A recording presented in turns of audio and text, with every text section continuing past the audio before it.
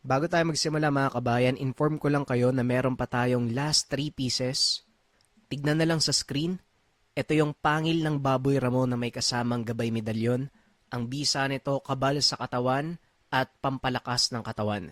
Kung sakaling interesado kayo mga kabayan, nasa comment section ang link para maka-order. Again mga kabayan, last 3 pieces na lang tayo. Ang susunod na stock na to, hindi ko alam kung next month or next month pa uli magkakaroon. Huwag na nating patagalin pa. Simulan na natin ang kwento.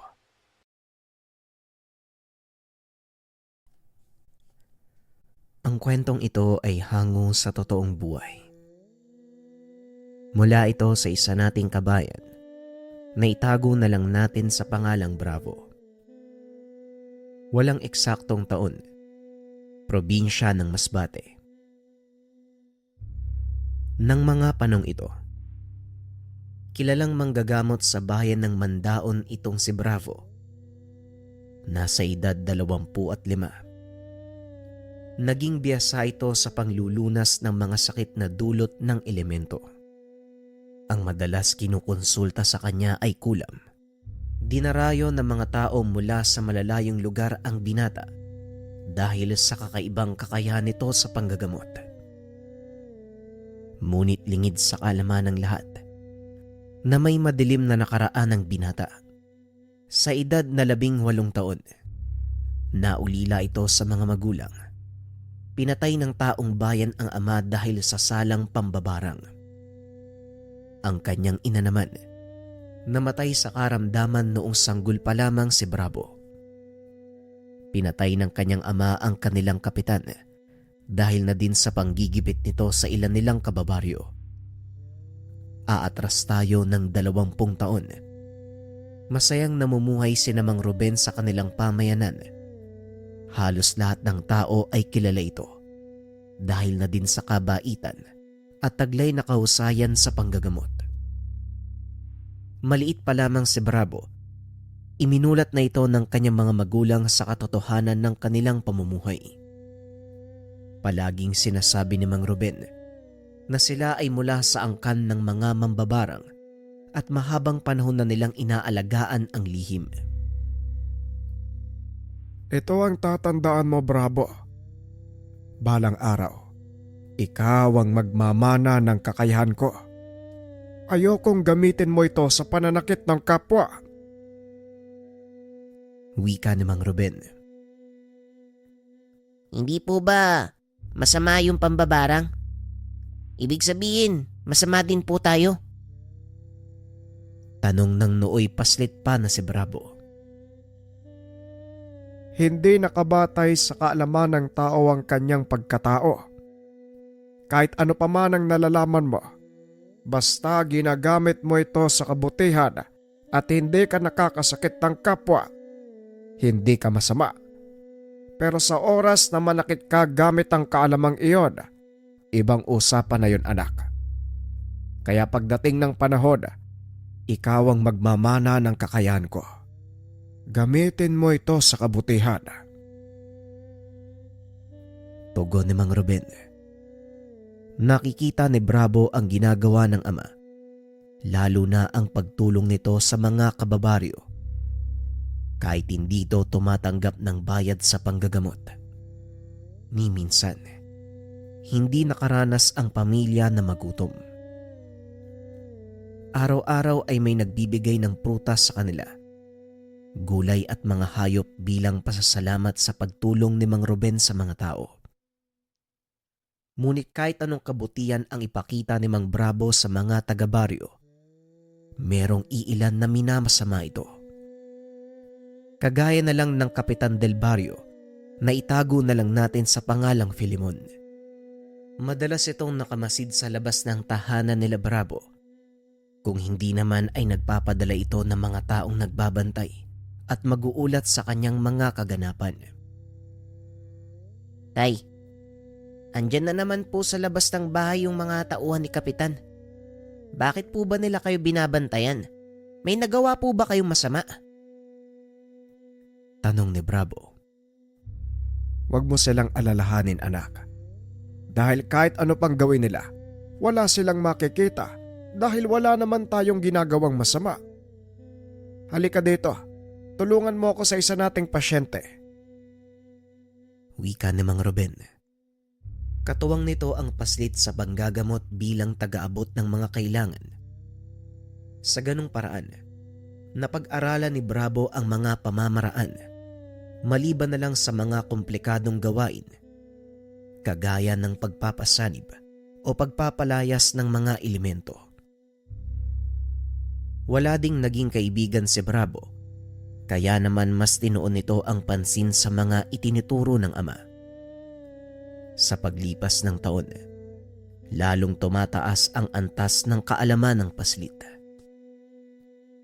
Hanggang sa sumapit na ito sa edad na 18. Dito na nagkaroon ng pagkakataon si Bravo na magamot ang pinakauna nitong pasyente.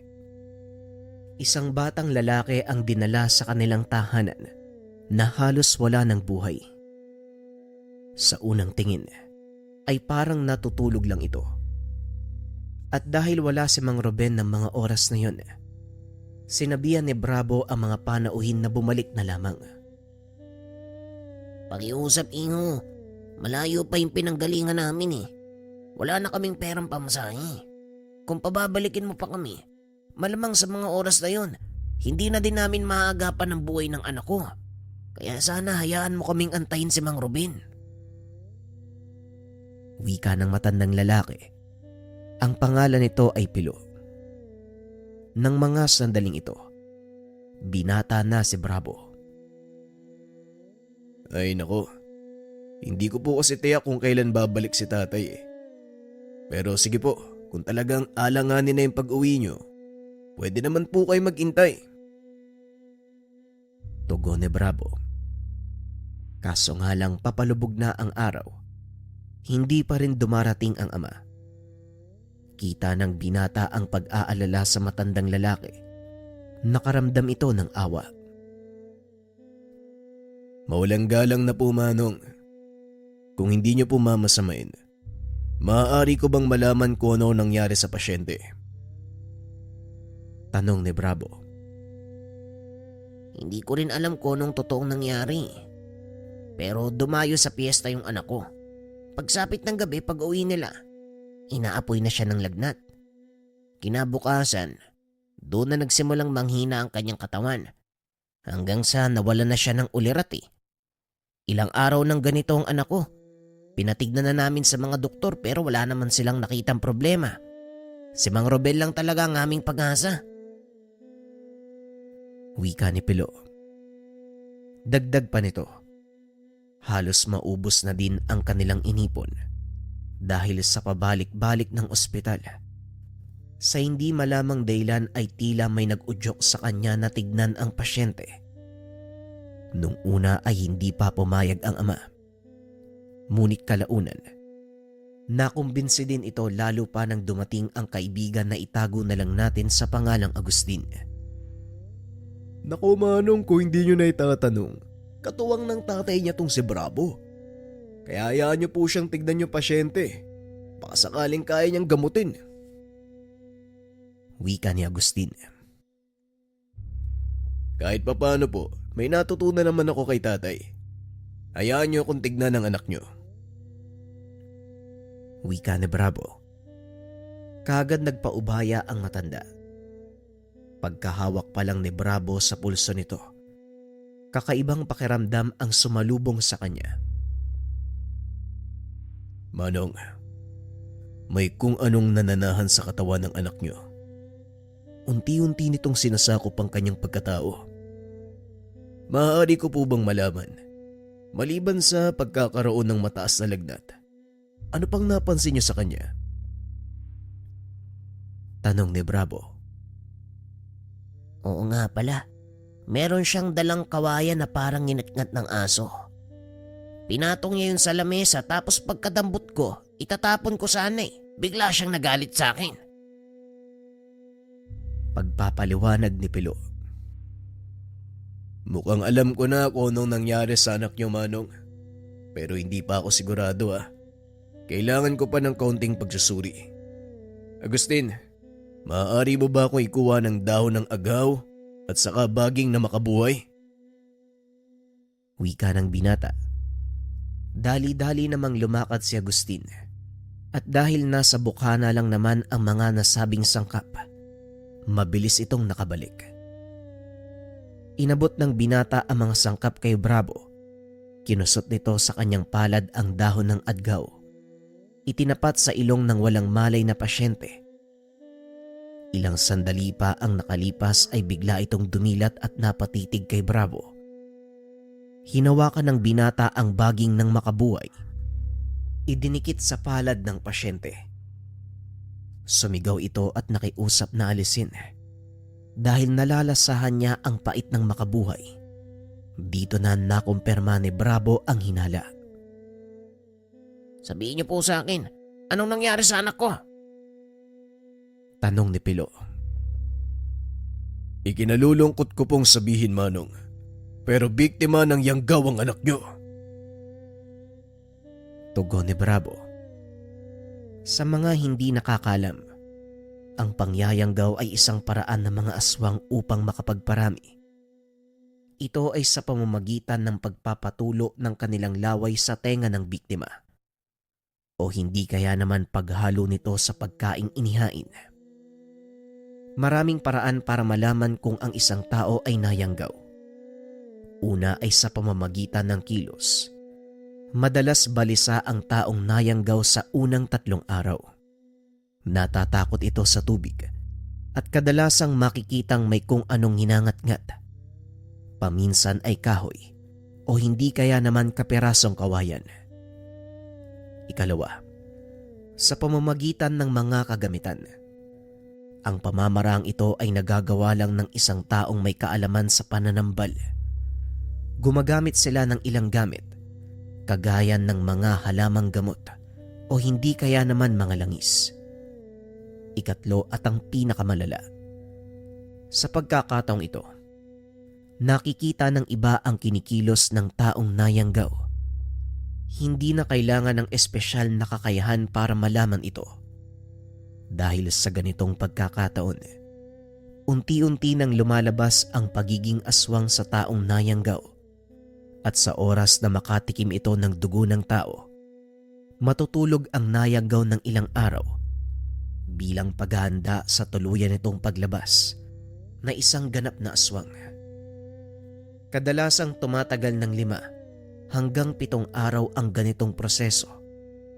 Kadalasan wala ng paraan para maalis ang sumpa sa katawan ng nayanggaw kung hindi patayin na lamang ito. Balik tayo sa kwento. Hindi sinabi ni Bravo ang totoong kalagayan ng pasyente dahil ayaw nitong mataranta ang kaanak. Ngunit wala nang pagpipilian at kailangan nitong malaman ng ama. Paano ngayon yan, Bravo? Mukhang nasa huling bahagi na ng yanggaw ang binatang yan. May magagawa ka pa ba? Tanong ni Agustin. Yan nga din ang iniisip ko, Agustin.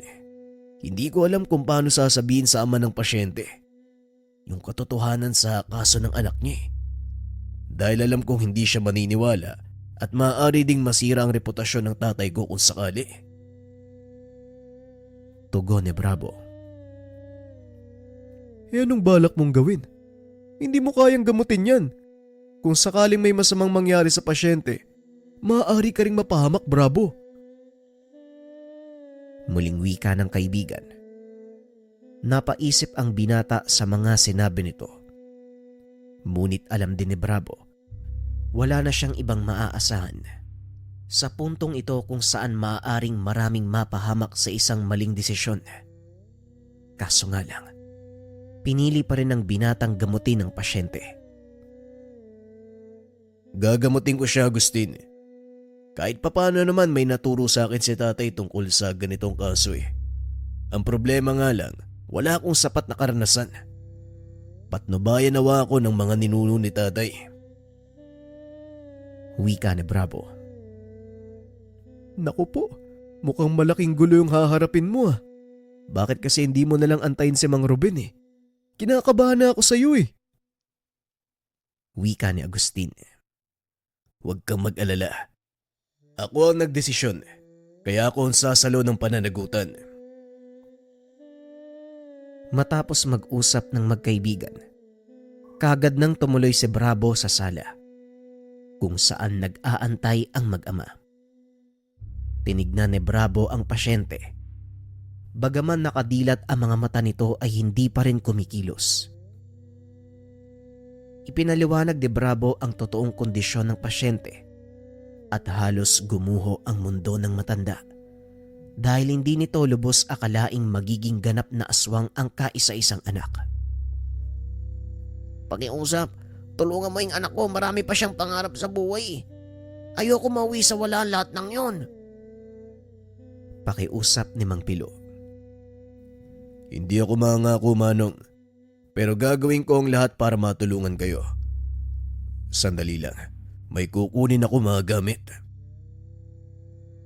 Wika ni Bravo. Pumasok ito sa silid ng kanyang ama.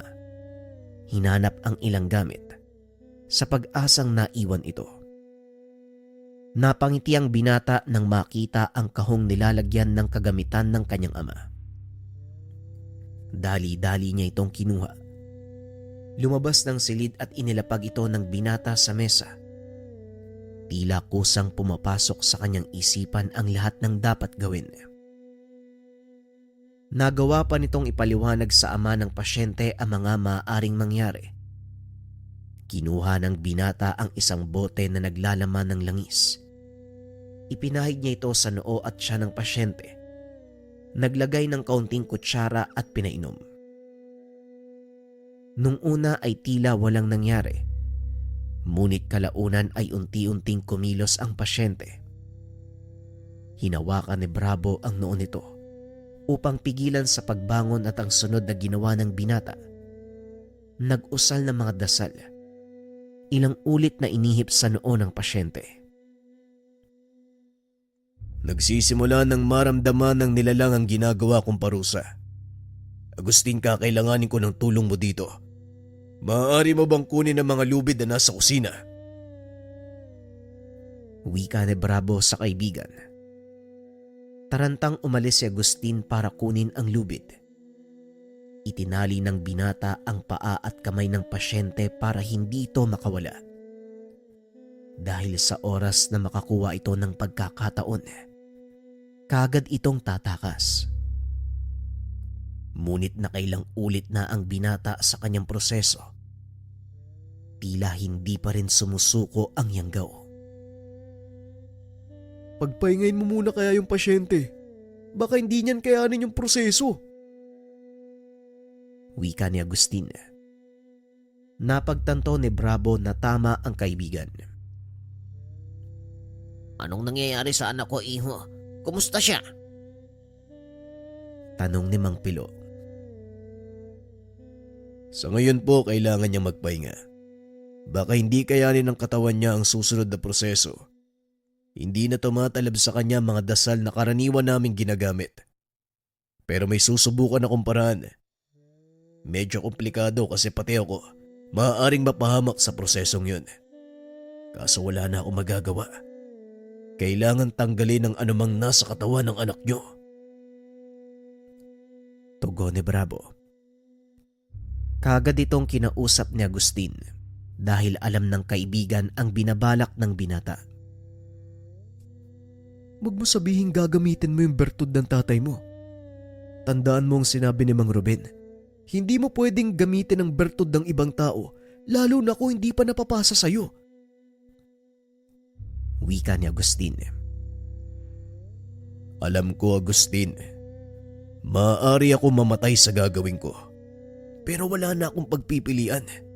Kung hindi ko gagawin ang bagay na to, maaaring marami ang mapahamak. Kaya mas pipiliin kong magsakripisyo. Tugon ni Bravo. Tumutol man si Agustin ngunit wala pa ring nagawa dahil buo na ang isipan ng kaibigan. Ilang sandali pa ang nakalipas. Ipinagpatuloy ni Bravo ang panggagamot. Sa pagkakataong iyon ay walang pagdadalawang isip na ginamit ng binata ang kaalaman ng kanyang ama sa barang. Naglabas ng garapon si Bravo. Nanlaki ang mga mata ng ama ng pasyente. dahil napakalaking salagubang ang lumabas mula doon. Pinagapang ito ng binata sa katawan ng pasyente. Kitang-kita kung paanong naglupasay sa higaan ang binata habang paulit-ulit na sumisigaw. Gumapang ang salagubang mula sa kamay hanggang sa marating nito ang dibdib ng binata. Dumiretso papunta sa sikmura.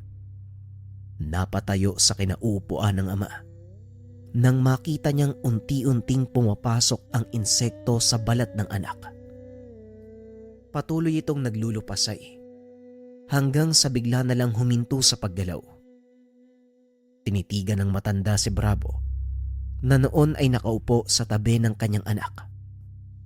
Patuloy sa pagdarasal, gamunggo ang pawis at nanginginig ang katawan. Iha, ayos lang ba ang kaibigan mo? Anong nangyari? Bakit may pumasok na insekto sa katawan ng anak ko? Tanong ni Pilo kay Agustin. Ayos lang po siya, Mang Bravo. Magtiwala po kayo sa kanya. Alam po ng kaibigan ko ang ginagawa niya. Tugon ni Agustin. Muling naupo ang binata. Akmang hahawakan na sana nito ang anak nang biglang hawakan ni Agustin ang kamay. Pakiusap, Manong. Huwag niyo pong hawakan ng pasyente. Maaaring lumipat sa inyo ang sumpa. Hanggat maaari, dumistansya po kayo. Wika ni Agustin. Kaagad namang lumayo ang matanda at ilang minuto pa ang lumipas. Napansin ni Agustin na tila naduduwal ang pasyente. Dali-dali itong kumuha ng planggana at inilagay sa tabi ni Bravo. Maya-maya pa bumitaw na ang binata sa pag-uusal. Marahang pinabangon ng pasyente. Pagkaangat ng katawan nito ay bigla itong nasuka. Lumabas sa bibig ng binata ang namuong dugo. Kasunod ay napakalapot na itim na likido. Ang mas lalo pang kinagulat ni Mang Agustin, ang paglabas ng patay na ibon. Halos kasing laki ng kamao. Kulay itim ang balahibo at maihahalin tulad sa uwak. Bumagsak ito sa palanggana. Ilang minuto pa ang lumipas. Lumabas din sa bunganga ng binata ang malaking salagubang na ginamit ni Bravo. Dali-dali niya itong dinampot at ibinalik sa garapon. Agustin, kalasin mo ang tali sa kamay at paa ng pasyente. At sa Manong, pakipunasan po ang kanyang katawan. Wala na po kayong dapat alalahanin. Ligtas na po ang anak niyo. Anumang oras ay gigising na siya. Wika ni Bravo.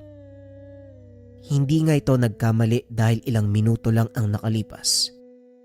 Kumilos ang binata at tinawag ang kanyang ama. Hindi ko alam kung paano ko magpapasalamat. Ang buong akala ko, wala nang pag-asang gumaling ang anak ko. Kulang ang pasasalamat para tumbasan ang kabutihang ginawa niyo. Pero maraming salamat pa rin. Tugon ni Pilo habang nakaluhod sa harap ni Bravo. Tumayo po kay Manong. Ginawa ko lang po ang karapat Naputol ang pagsasalita ni Bravo dahil biglang bumukas ang pintuan. Nagulat sila nang makita kung sino ang dumating. Ay, magaling, Bravo. Pinatunayan mo sa aking talagang handa ka na. Kitang-kita ko ang ginawa mo. Masasabi kong wala nang agam-agam sa aking isipan. Wika ni Mang Ruben. Pero tay, pasensya na po kayo kung pinakialaman ko yung gamit nyo ha. Ginawa ko lang po yung sa tingin kong tama. At kung paparusahan niyo po ako, handa po akong tanggapin yun. Tugon ni Bravo. Nakapagligtas ka ng buhay eh. Bakit kita paparusahan? Wika ng ama. Tuwang-tuwa si Bravo ng mga sandaling iyon. Dahil sa kauna-unahang pagkakataon, nagawa nitong makapanggamot nang walang pag-alalay ng kanyang ama. Ang tagumpay na yon ang naging dahilan para makilala ang binata sa larangan ng panggagamot. Simula ng araw na yun, lalo pang dumami ang pasyente ng mga ito. Hinati nila Bravo ang mga gawain. Maayos namang nagagampanan ng binata ang kanyang tungkulin. Hanggang sa isang araw may lumapit sa kanilang kababaryo. Kinausap nito si Mang Ruben. Hindi sinasadyang narinig ng binata ang usapan ng mga ito. Sobra na yung pang-aapi sa amin ni Kapitan Pilimon. Grabe siya maggipit. Kasi hindi kami sang-ayon sa gusto niyang mangyari. Hindi ko din alam kung tama ba yung sasabihin ko sa'yo, Mang Ruben. Sana bigyan mo ng leksyon ng Kapitan. Taniman mo ng sakit. Wika ni Ponso. Alam mong labag sa alituntunin naming mga manggagamot ang gusto mo mangyari, Ponso. Hindi ko ginagamit ang aking kakayahan para makapanakit. Tugon ni Mang Ruben. Pero Mang Ruben, sobra-sobra na yung pang-aapi sa amin ng Kapitan. Halos natatakot na ang mga anak ko lumabas ng bahay. Pinagbabantaan sila. Tinatakot eh. Muling wika ni Ponso. Ganun ba o sige? Titignan ko kung anong pwede kong magawa. Matapos ang pag-uusap ay kagad nang umalis ang kababaryo. Kinuha naman ni Bravo ang pagkakataon upang tanungin ang ama. Tay, tama ba yung narinig ko? Humingi ng tulong sa'yo yung taong yun. Tanong ni Bravo. Wala namang bago dun, anak eh. Palagi namang may humihingi ng tulong sa atin, 'di ba? Tugon ng ama. Narinig ko yung sinabi niya, Tay. Gustong ipahamak ng taong yun ng kapitan at pumayag naman kayo. Wika ni Bravo. Hindi ako pumayag sa gusto niyang mangyari, Bravo. Sinabi ko lang natitignan ko kung anong magagawa natin. Alam mo ang alituntunin ng ating kakayahan. Sumumpa ako na kailanman ay hindi mananakit ng kapwa, lalo na kung walang masamang ginagawa. Pag-uusap ng mag-ama. Hindi na nakapagsalita pa si Bravo dahil alam niyang magagalit si Mang Ruben kung patuloy niya itong kukulitin. Nang mga sumunod na araw, patuloy na pinakikiramdaman ng binata ang kilos ng ama. Nakita nitong wala namang ginagawa si Mang Ruben. Hanggang isang araw, dumating sa kanilang tahanan ang kapitan. Nasa kalagitnaan sila ng panggagamot. Napakaraming tao ang nagtipon sa bakuran. Ang ilan sa mga ito ay mula pa sa malalayong lugar. Pansin din ng kapitan ang magagarang sasakyang nakaparada sa mismong daanan. Kapitan Pilimon, anong may paglilingkod ko sa inyo? Ay pasensya na ha. Medyo abala kami ng anak ko sa panggagamot. Wika ni Mang Ruben. Magandang umaga sa'yo, Mang Ruben. Mukhang lumalakas ang negosyo natin ngayon ah. Napakaraming tao ang nagpapagamot sa'yo. Siguro naman, alam mo na kung anong sadya ko dito ah. Wika ni Kapitan Filimon. Napahinto sa panggagamot si Bravo. Lumapit sa ama. Oo nga, Kapitan eh. Pero alam niyo naman na hindi ako tumatanggap ng bayad sa ginagawa ko. Kung naparito kayo para sa arkabala, huwag kayong mag-alala. Magbabayad ako ng nararapat na halaga. Pupunta na lang ako sa inyong tanggapan. Gayon po kung inyong mamarapatin, kailangan ko nang ipagpatuloy ang panggagamot. Marami pa pong nag-aantay. Tugon ni Mang Ruben. Yan ang gusto ko. Madaling kausap. Asahan kita, Mang Ruben ha. Sige na, mauna na kami. Pag-alis ng kapitan ay kagad kinausap ni Bravo ang ama. Napakagahaman talaga ng taong yan. Kaya maraming nayayamot sa kanya eh. Hindi ko masisisi si Mang Ponso na hilingin sa inyo na taniman ng sakit ng taong yan. Wika ni Bravo. Huwag mo siyang alalahanin. Alam ko ang gagawin ko sa taong yan. Sa ngayon, hayaan mo muna siya, anak. Hanggang salita pa lang naman eh. Sa oras na may galawin si Kapitan ni isa sa ating mga taga-baryo, doon ako kikilos. Tugon ni Mang Ruben. Muling ipinagpatuloy ng dalawa ang panggagamot. Kinagabihan, sa sobrang pagod ay mabilis na nakatulog ang matanda. Si Ruben at Agustin ang naiwan upang ayusin ang mga upuang ginamit ng mga pasyente. Dumating ang dalawa sa mga tauhan ni Kapitan, sina Ambo at Badong. Hinanap ng mga ito si Mang Ruben. Nasaan si Mang Ruben? Gusto siyang kausapin ng Kapitan tungkol sa ipinangako niyang arkabala. Wika ni Badong. Pasensya namang Badong ha, nagpapahinga na si tatay. Hayaan po ninyo, bukas sasabihin ko sa kanya. Tugon ni Bravo. Ngayon namin gustong kausapin ang tatay mo. Kaya gisingin mo siya. Kung ayaw mong kayo ng kaibigan mong patulugin namin ng tuluyan. Wika ni Ambo. Sabay hawak sa baril na nakasugbit sa tagiliran. Wala naman pong ganyanan, Manong.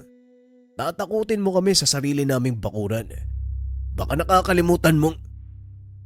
Hindi na naituloy ni Bravo ang sasabihin dahil inawat ito ng ama. Badong! Ambo!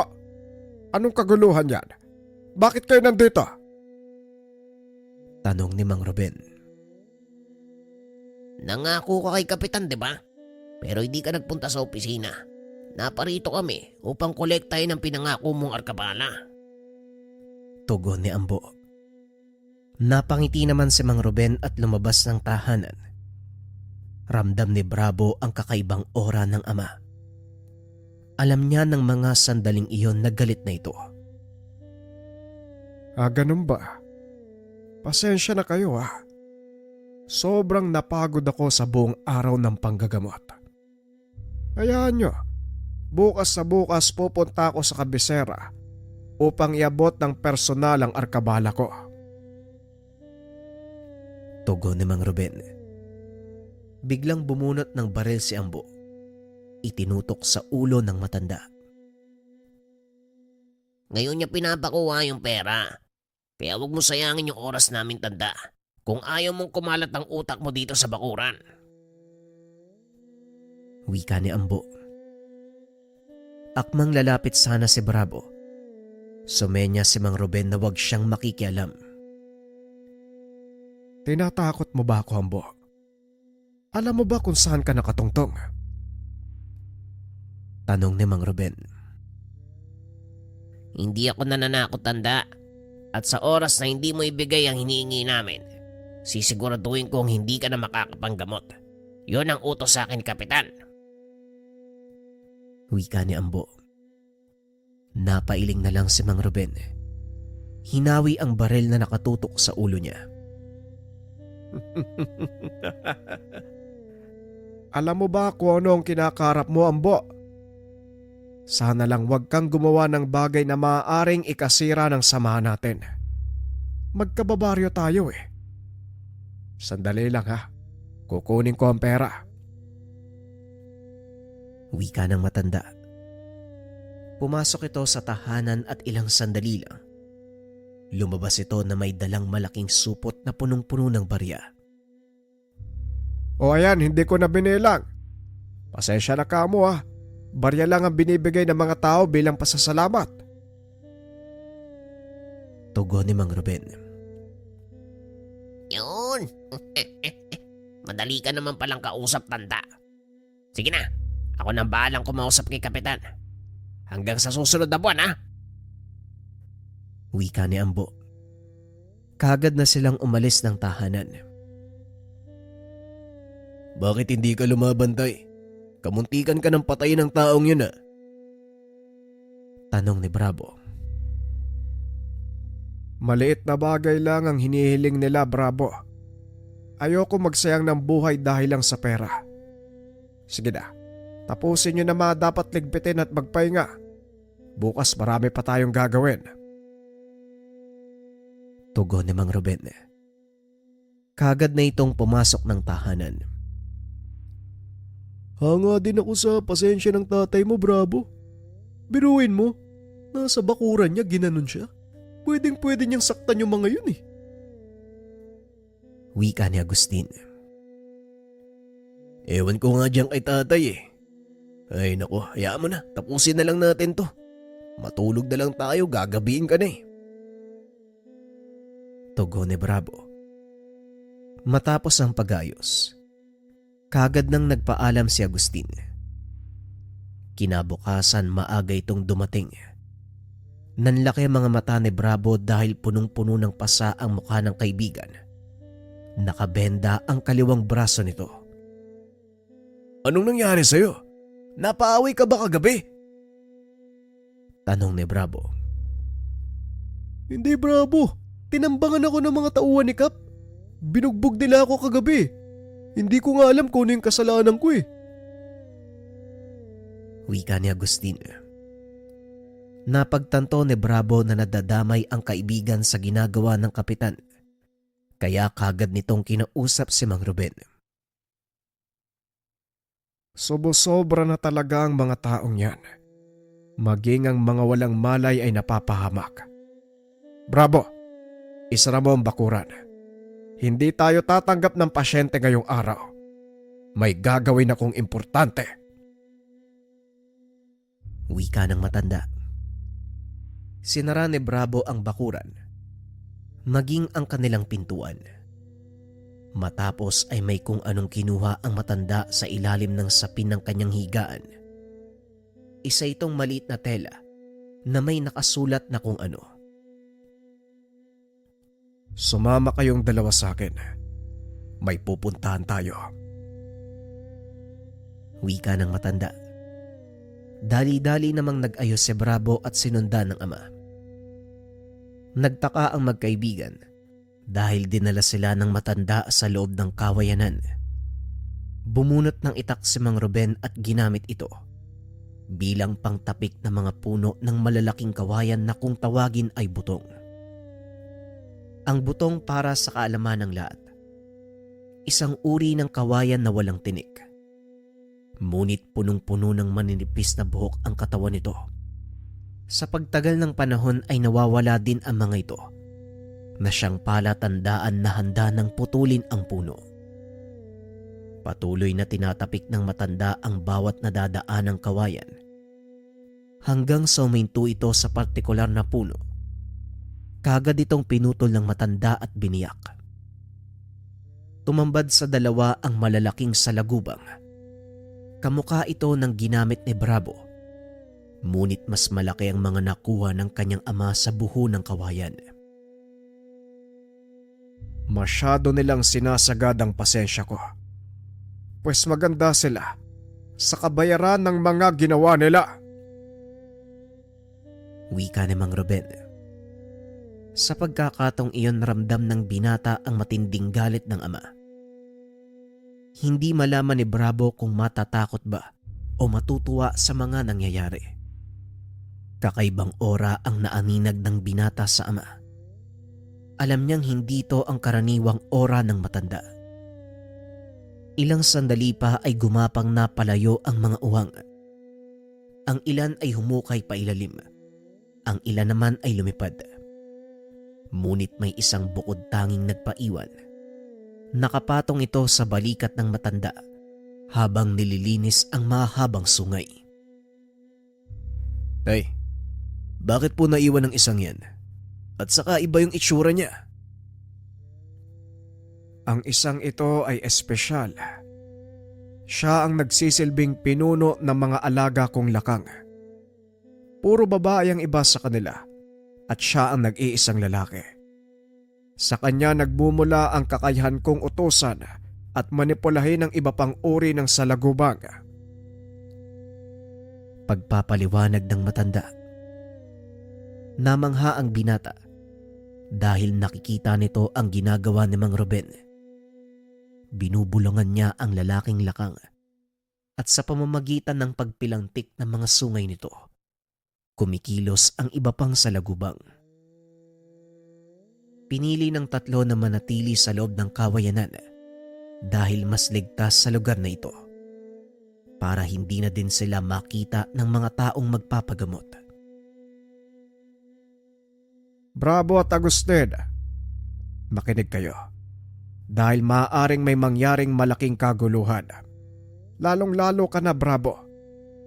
Piliin mong maging mahinahon. Huwag na huwag kang gagawa ng isang bagay na maaaring ikapahamak mo o ng mga taong nasa paligid mo. Lalong-lalo na pagdating sa paggamit ng iyong mga kaalaman.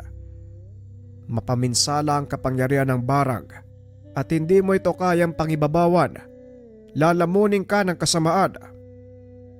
Pagpapaliwanag ni Mang Ruben. Pero bakit niyo po ginawa yan, Tay? Bakit mo ginamit ang kaalaman mo? Gayong alam mo na marami ang mapapahamak. Wika ni Bravo. Nararapat lang sa kanila ang mangyayari. Subo-sobra na sila eh. Lalo na ang Kapitan Pilemon na yan. Matagal na akong nagtitimpi sa kanya. Puno na ang salop ko, Bravo. Matatapon lang kung dadagdagan niya pa. Pagpapaliwanag ni Mang Ruben. Sa kaloob-looban ni Bravo, natutuwa ito dahil sa wakas. Kumilos na din ang ama para bigyang hustisya ang pang-aapi ng mga nakakataas. Ngunit may maliit na bahagi sa binata. Nakakaramdam ng takot at alinlangan. Naramdaman naman ito ni Mang Ruben. Alisin mo ang takot at alinlangan sa puso mo, Bravo. Dahil sa oras na hayaan mong mangibabaw ang pakiramdam na yan, ikaw ang kakainin ng mga alaga mong lakang. Ikaw ang magmamana ng kakayahan ko. Ang ibig sabihin nun, maging ang pangalaga sa mga nilalang na ito. Nanlaki ang mga mata ni Bravo sa sinabi ng matanda. Alam niyang malakas ang